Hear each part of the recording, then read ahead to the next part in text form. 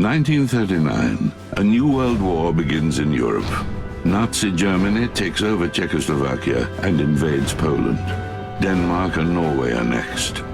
Armies of Belgium, Netherlands, and Luxembourg are routed by the Wehrmacht, and yet more countries are devoured by the Third Reich. The French government surrenders on June the 22nd, 1940. The British Expeditionary Force, crushed on the battlefield, barely escapes at Dunkirk. Germany is victorious yet again, and World War II enters a new stage. Great Britain remains the only country in Europe that stands against Nazi Germany. Britons never will be slaves. Separated from mainland Europe by the English Channel, the British Isles are temporarily safe from the German blitzkrieg.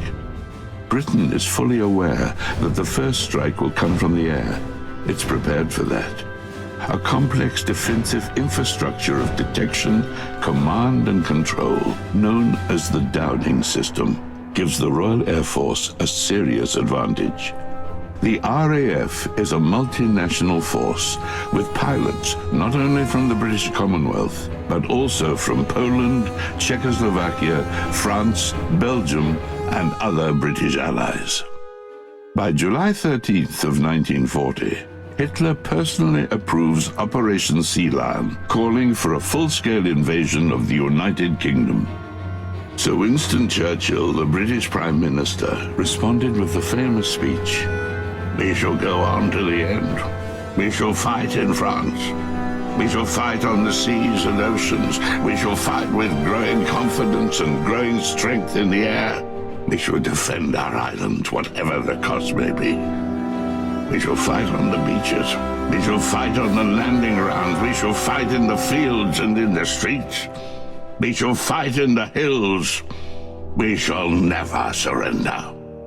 Within days, thousands of German bombers and fighters would set course for England and try to break the British resistance.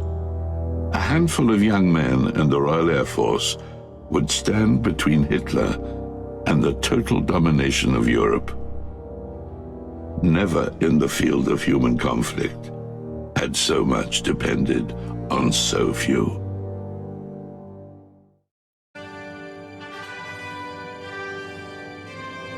June the 22nd, 1941, Germany began Operation Barbarossa, a large-scale invasion of the Soviet Union.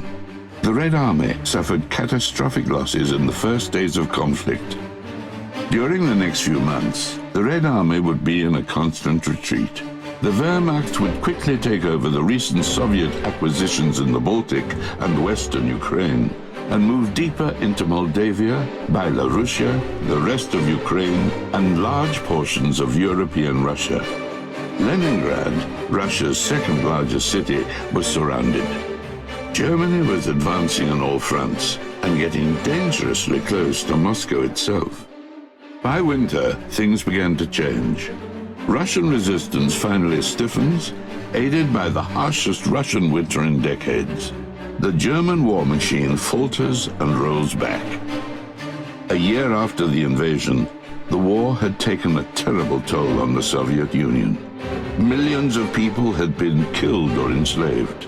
Countless villages, towns, and cities lay in ruins. Germany begins yet another summer offensive. But this time, Russia is better prepared. The city of Stalingrad is about to be the stage of one of history's most brutal battles. The Red Army will not give up the city easily. The Soviet 62nd Army is given the task of stopping the German invaders. Our cause is just. The enemy will be crushed. Victory will be ours.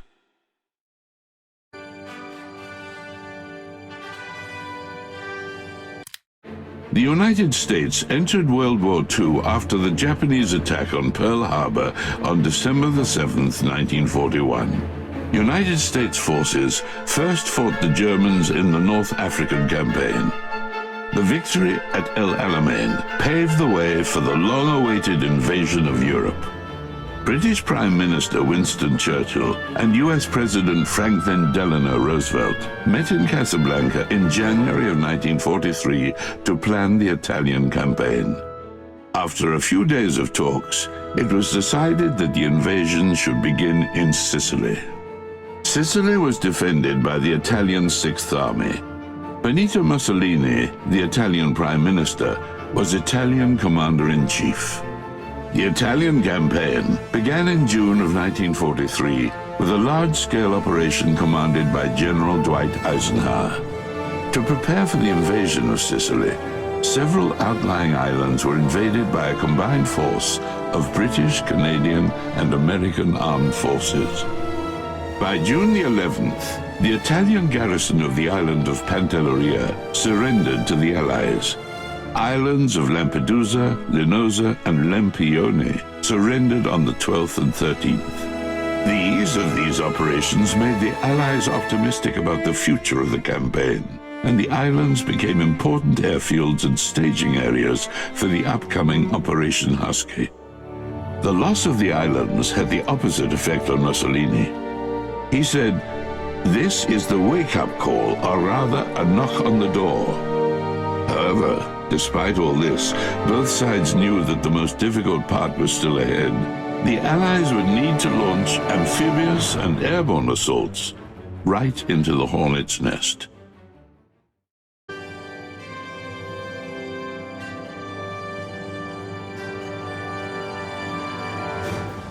The Battle of Stalingrad was the ultimate turning point on the Eastern Front. Germany would never fully recover. The war was now for the Soviets to lose. They had many difficult battles ahead, with the ultimate goal of not only liberating occupied Soviet territories, but taking the war all the way to Berlin and wiping out the Nazi regime once and for all. By the winter of 1944, a large salient formed on the front line of the Ukraine. Centered around the town of Korsun, the salient was defended by two German armies. Both sides concentrated large forces in this small area, including dozens of divisions, thousands of tanks and heavy guns, and hundreds of thousands of soldiers. Soviet High Command planned a complex operation with two simultaneous pincer attacks from the flanks and a subsequent encirclement of the German defenders. German forces inside were to be surrounded and wiped out, Stalingrad style. The operation was meant to deal another heavy blow to the German war effort and pave the way for the Soviet advance into Germany itself.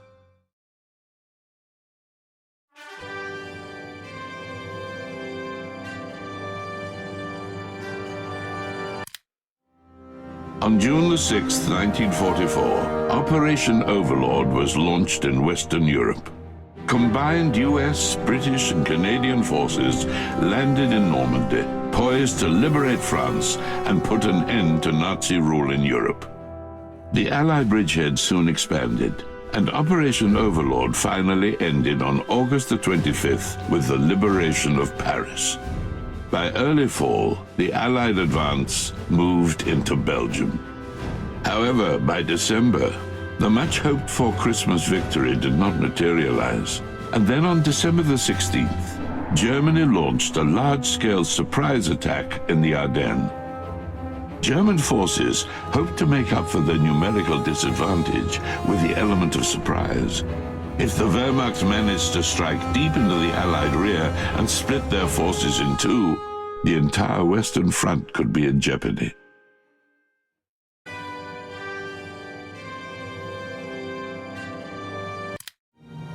Soviet forces finally liberated all occupied Soviet territories by mid-1944 and went on an all-out offensive.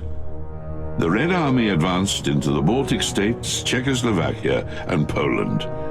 The battle moved into Austria, getting ever closer to Germany. The Yalta Conference took place in February of 1945. The Allied heads of state, Churchill, Roosevelt, and Stalin, agreed on the overall strategy in Europe. This included a post-war separation of liberated territories into spheres of influence and the creation of the United Nations. By March of 1945, the front line was only 40 miles away from Berlin. A huge German defensive line waited there, with countless trenches, artillery batteries, bunkers, and anti-tank fortifications. To strengthen the defenders, Hitler ordered anyone who retreated without orders shot on the spot. The Red Air Force prepared for the assault on Berlin by taking detailed photographs of German defenses, softening them with constant air attacks, and dropping leaflets on the enemy.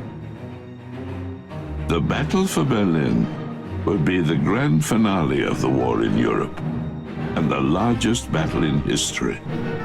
The battle that the Soviets were determined to win at any cost. By April the 25th, 1945, the ring around Berlin was closed. The encircled German capital housed a gargantuan army, but a small force compared to what Germany lost in previous battles. This army was all that remained in the way of the ultimate Soviet victory. This is our final battle.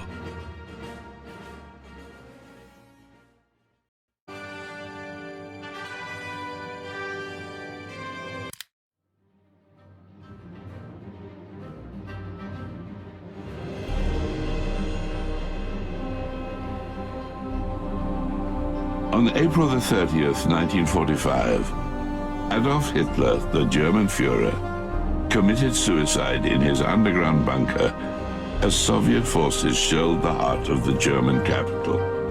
Exactly a week later, on May the 7th, German forces in Europe surrendered to Allied representatives in Reims, France. Japan would surrender a few short months later, finally ending World War II. Nazi Germany is defeated. World War II is over. This has been the largest, bloodiest armed conflict the world has ever known. Millions of Allied soldiers fought shoulder to shoulder on many global fronts to bring about this ultimate shared victory.